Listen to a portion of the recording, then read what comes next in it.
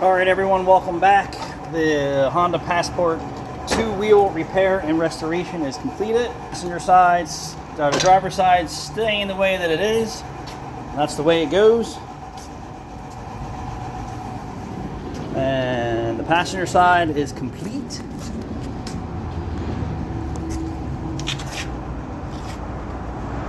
No more damage. These wheels were done before. There was a lot of fisheyes, there was a lot of debris, there was a lot of runs in the clear. And going behind someone else's work without stripping these wheels all the way down is a complete nightmare. But this looks amazing. The customer will be happy. At least one side of their car looks good. All right, thanks for watching.